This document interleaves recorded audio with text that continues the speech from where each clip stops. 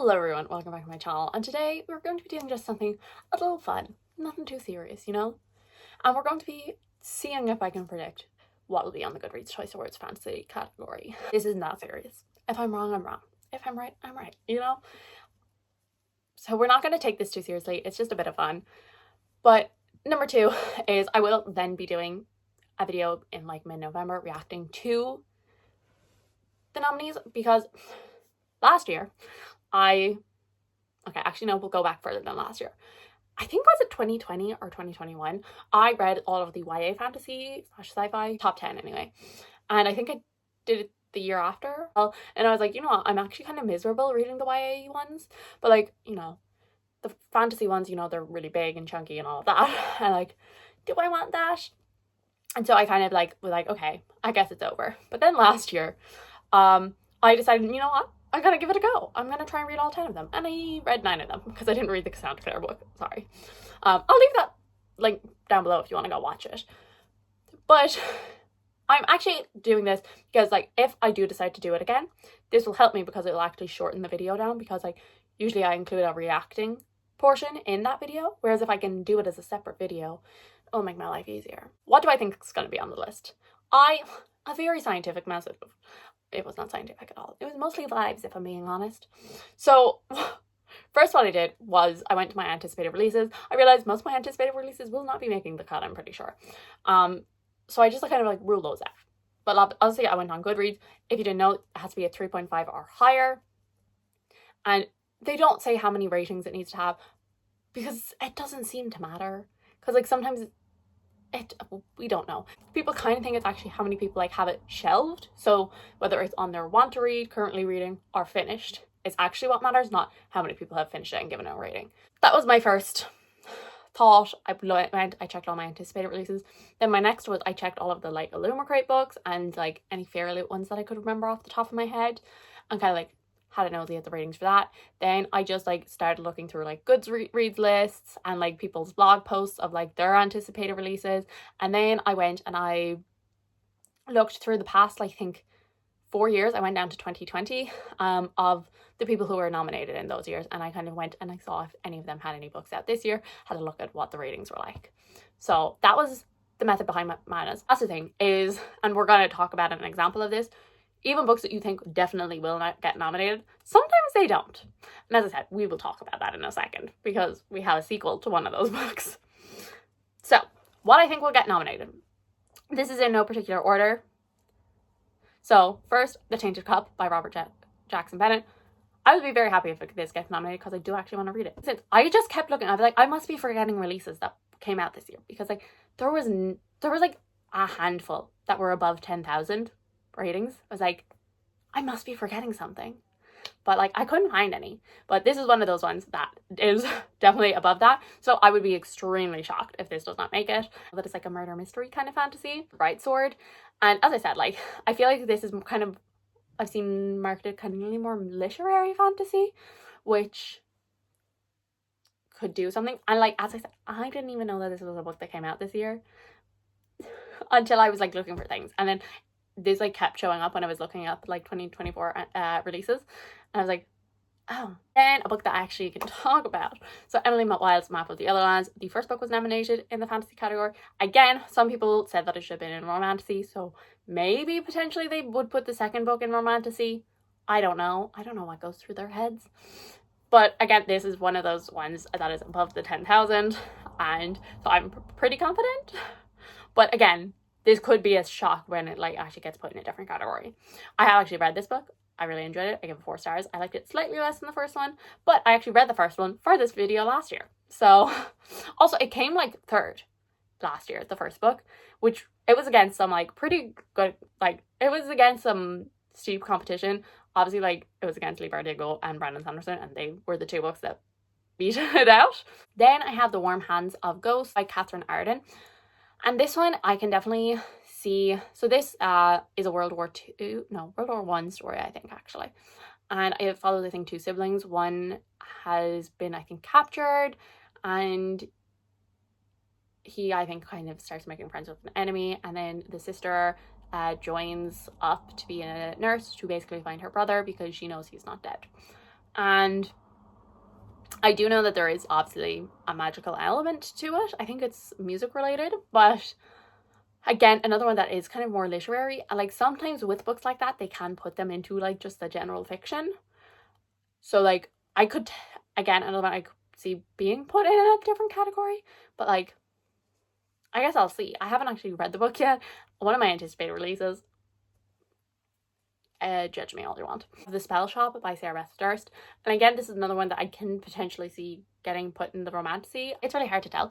Again, another one I would be really happy to read. And like that was the thing. I was like, am I just like putting my own biases onto this list? Because like I'm like, I wouldn't mind reading this. I wouldn't mind reading The Tainted Cup. It's like, okay, but that doesn't mean they're going to make it into but this again, it has a like I was surprised by like obviously I saw a lot of people, obviously cozy fantasy is getting bigger and bigger and it's more of a thing and all of that. It's her adult debut. I have actually read the Queen Sophronia series from her. I have mixed opinions on that. I think her writing is really good, which again is why I'm kind of intrigued to read this. And I think she has some like such unique ideas and such fun ideas. But in the Queen Sophronia series, I found that she just went like the most basic plot that she could with all of these like really fun elements surrounding her that I just wanted her to lean into more. So moving on. And this is the one that I'm so sure is going to get nominated. And I'm also pretty sure it's going to win. And that is The Familiar by Leigh Bardugo. It does not actually have the highest average rating, especially compared to her other books.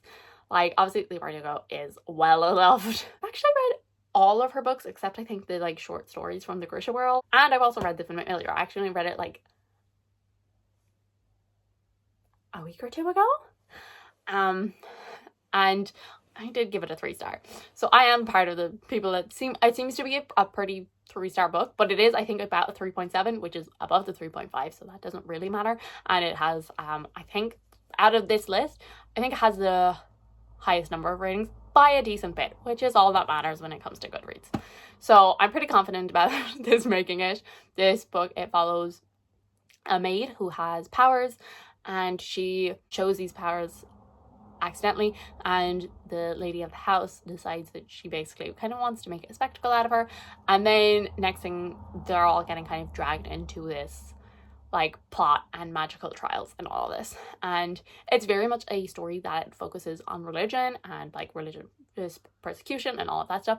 Some really great themes, but I don't mind, obviously, religion in my books. I find it a very interesting aspect, especially a fantasy world building. Obviously, this is set in Spain, historical Spain. But I find, like, you know, I like stories that have religion, but I don't necessarily like that to be, like, the main theme, which is probably why this book didn't 100% work for me. So then the next one I have is A Sorceress Comes to Call by T. Kingfisher. She does horror, she does fantasy romance, and she often likes to blend all of them. And as far as I know, this is a fantasy, I think is it a Goose Girl retelling? And one of the higher numbers of ratings. I have seen some people being like, oh, it's horror fantasy, but I feel like it has definitely been marketed mostly as fantasy. But she always likes to kind of put in like those kind of little creepy things. I think basically it follows, I don't know, is it her mother or her stepmother is like a sorceress who is like basically controlling her, and obviously she has to escape from that. Again, this is an author who has been nominated in the past. Netherland Bone was nominated in the fantasy category, and like that was actually what I was checking, because like my immediate thought wasn't like, I knew that this book had come out, especially in the past few years. She's really kind of like blown up as an author. Like a lot of people have been reading her books, but I didn't necessarily jump to be like, oh, she's definitely going to be. For some reason I didn't immediately click. I think because I was wondering, I was like, I'm not even sure has she ever been nominated in the fantasy before. I know she has in the horror, but I went back and checked, and obviously Netherland Bone had, and then like I went and I checked actually the number of ratings, and I'm like, oh, it's definitely gonna get nominated. So I'm pretty confident in this one as well. And again, if you didn't know, I'm actually making my way through all of T. Kingfisher's backlist, which is a lot. She has so many books. I've done pretty well so far, if I do say so myself.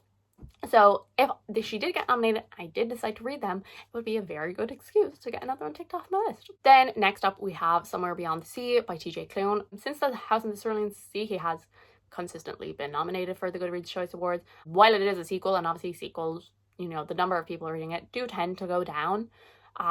This is doing pretty well, especially considering it didn't come out that long ago. It's doing pretty well as a chunk of readers. Honestly, more than I expected. But I did read The House in Cerulean Sea when it came out, however many years ago. And so I kind of like, obviously I was like involved with all the hype, but I guess because it's been so many years, I kind of forgot just how well loved that book was. It had a huge number of readers the year it came out. And so like, yeah, of course the sequel is going to. So then next up I have Hera by Jennifer Saint. And obviously Jennifer Saint is known for her retellings or reimaginings of like Greek myths, but told kind of more from the female perspectives. And I feel like every year, I mean, as I said, I was going back through the fantasy category the past like 4 years, and like almost every year, like there's at least, I mean, last year there was 3, the year before that was 2, like mythology retellings. There's been like 2. So like, I would be surprised if none of them would make an appearance. I definitely haven't heard as much talk of this book as I have like her first 2 books. I can't remember. I think she might have 3 out. I haven't heard as many people talking about this, but obviously she got nominated a couple of times, I think. At least she's definitely been nominated at least once, if not twice. So I would be very surprised if she doesn't get nominated again. I just feel like, as I said, they love to kind of push. Which also, and like that's another thing, is like, do retellings, like, do they belong in the fantasy category? Are they more literary? Like, that's kind of a whole other kind of debate. But since they do seem to put them in the fantasy category, I could definitely see this being there. My next one this is a wild card. This I could be very wrong about, but as I said, I feel like there's always just one that kind of just gets shoved in there. And my one for this is The Fury of the Gods. It's coming out the end of this month, I believe. And like, I feel like there's always just one of those that like they put in, and it's like, how is this going to win? Nobody's read it yet. But I feel like this is going to be the choice for it. The first book in the series was nominated. I'm not sure about the second. The first one definitely was. And obviously I have not read any of the books in the series, but it has been, I think, pretty well loved overall. And as I said, I feel like, because I think there's only like 600 ratings on it, which is not a lot, but I feel like there's always one, and I feel like this is going to be the one. I could be very wrong. This is one that I'm like not confident in, but like, if I'm right, I'm going to be so proud of myself. One that I originally did not have on the list. I mean, as we go further down the list, the less sure I've kind of gotten with them anyway. And that is Mirrored Heavens by Rebecca Roanhorse. Again, the first book was nominated. The love for each book, I remember the first book, like, like, people were talking about it. Everyone on BookTube seemed to be reading it. I obviously read the first 2.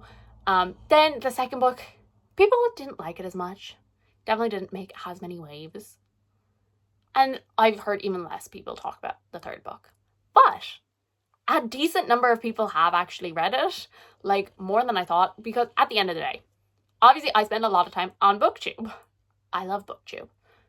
But at the end of the day, there's people who are on Goodreads who don't necessarily watch Book Talk or BookTube. Obviously, a lot of them are. But like, there's readers who use Goodreads outside of, you know, our little internet space. So like, there's like, just because people aren't talking about something doesn't mean people aren't talking about it. It's just I haven't seen people talking about it. Audiobook is not on Scribd yet, which is how I've consumed them so far, and because the audiobook narration is so good. Their voices, I could listen to them all day. I feel like a lot of people talk about how like the plot of the first book and the second book has no plot. Like, the first book doesn't really have a plot either. Like, it's a lot of like traveling to a destination. And then the second book, it's also a lot of like traveling to destinations. So maybe the third book will have a plot, but honestly, if it's just vibes and characters and like the narrator's voices, I'm probably going to enjoy it anyway. Then I have The Book That Broke the World by Margaret Lawrence. The first book did get nominated last year. It didn't make the top 10, but it did get nominated. And this one, again, it doesn't have a super high. As I said, I feel like there's a lot of fantasy books that are sitting around the like 4,000-ish mark. And so like, honestly, I could be very wrong about a lot of books because they're all like sitting around that number. But as I said, since the first book did get nominated, I can see this getting nominated again. I don't necessarily see it getting into the top 10, but I can see it making the top 20. Okay, and I said I would get back to this. So, Empire of the Damned by J. Kristoff. So, when I said earlier, even books that I'm like super confident, there's no guarantees that I'm right about those. And a perfect example of that is Empire of the Vampire, because this did not get nominated in the year that it came out. And J. Kristoff threw a hissy fit on Twitter, if I'm remembering correctly, which was kind of entertaining to watch. Like, he was mad. He was mad. Yeah, it was kind of funny. But anyway, so since he threw such a fit, I can definitely, I can see it going two ways. Them being like, well, we didn't nominate the first book, so why would we nominate the second? Or I can see them being like, okay, we'll definitely nominate you this time. Which in fairness, it has a really high average rating. And again, I think it's above the 10,000 mark. So I can see it getting in. But again, also it would be really funny if it didn't. Then we have Feybound by Sarah L. Reefy. I don't think her other series has been nominated for the Goodreads Choice Awards. But I feel like this actually made a lot more waves. But again, I think a lot of people kind of classify it as romantasy. I think it's a bit more plot-filled romantasy, definitely a bit more political, but I think if you have seen a good few people talk about it as a romantasy. So again, this could maybe not be in this list. But again, I feel like I've seen, again, it has a decent number of ratings. Not the highest average rating, but I've also seen it like it's been like a Waterstones pick and a Foils pick. Like I can definitely see that like adding to the number of people who have either added to their want to read or anything like that. I can see it kind of making a dent that way. So then I've added The Goddess of the River by Vaishnavi Patel. This was actually an Aloma Cray book. The first book that she ever wrote, which was Kaikieki, I think. I could be mispronouncing that. I'm really sorry if I am. Did get nominated. I think I actually did pretty well as well. Obviously that has a lot more readers at this point than her second book does, but that, again, as I said, they do seem to love to put mythology books retellings in the fantasy category, and I already have one. And as I said, last year there was 3, the year before that was 2, so this is my pick number 2 for mythology book. Then we have Evocation by S.T. Gibson. So this one, it doesn't have the highest average rating. I can definitely see it maybe getting lower. A Dowry of Blood was nominated when it came out, which is why I kind of was like, I'm gonna put it down just because we have seen S.T. Gibson get a nomination before. But as I said, I have seen very mixed reviews, and so like it wouldn't surprise me if it doesn't get in. Bringer by Hannah Kaner. And again, this is another example of like, I kind of forget like when like sequels get like, when like first books get really hyped, like this, was it like a fairy loot book? I think it might have been the adult fairy loot, or maybe it was a Aloma Cray. No, I don't think it was an Aloma Cray book. Maybe it was. I think the first book also got nominated, but I think it got kicked out in the top 20. It didn't make it to the top 10. I have read the first book. I have also read the second book. I gave it 3 stars. It was okay. But again, I feel like these first books that get really hyped, a lot of time you then don't necessarily see like people on the internet reading the second book. But since the people on the internet have hyped the first book up so much, I guess a lot of people who might necessarily like be broadcasting themselves do end up picking up the second book because they were influenced to read the first book, and they're like, well, I'm going to continue the series even if you don't. So that's my personal theory. Because again, a decent number of ratings, so that's why I put it on. I don't know why, but I did not originally put this on my top 20. It was one of the last ones to make it in, despite the fact like it has the same number of ratings as a lot of other books on this. That was How to Become the Dark Lord and Die Trying. For some reason my gut reaction was like, that's not gonna get nominated. Similar ratings to a lot of books I already said that I've already predicted are going to be there. I don't know why my gut reaction was it's not going to. And again, I've actually read this book. I gave it like a low 4-star. I think the humor got a little tiring after a while, so I kind of had to like read a chapter, take a break, read a chapter, take a break. Also, the chapters are really long. But yeah, I don't know, my gut reaction was it's not going to, but then when I was looking, like getting near the end of it, it's like, I mean, it's similar ratings to a lot of these other ones I'm putting on, so I'll add it in. And then I have Voyage of the Damned. Again, similar kind of ratings to a lot of the other ones, which means like it could make it, it could not make it, because I feel like, again, there's a lot of ones around the 4,000 mark. And so like, just like any of these ones that have like 4,000 could be switched out with another book. You know, it was very hard when it came to like those ones to try and decide what I wanted to put on this prediction list. But I kind of went with Voyage of the Damned because I feel like there's probably a lot of people that have it on their want to read list, and as I said, a lot of I'm not sure have they ever actually said that is how they decide. It's just like the number of people who have things in a shelf. Kind of my thoughts behind it, because I think it was a Goldsboro pick and it was also an Eleanor McCrae book, and so I feel like a lot of people, even if they haven't read it, which I think again it's around that 4,000 mark, but I feel like a lot more people might actually have it on their want to read list because they got it in one of these subscription services and it's sitting in a corner dying a slow death. So that was kind of my thinking behind it. Dragon Rider, again, I feel like I saw so many people like talking about it like the month it came out, as in like not even reading it, being like, oh my god, looks so good, and then they like never read it or anything. So again, definitely one of those ones that I could be easily swapped out with something else. And the last one that I have is the Silver Blood Promise, and yeah, this one is, I'm not really sure. It's just I felt like there wasn't a lot of high fantasy on this list, and so I just wanted to put like one or two more on it.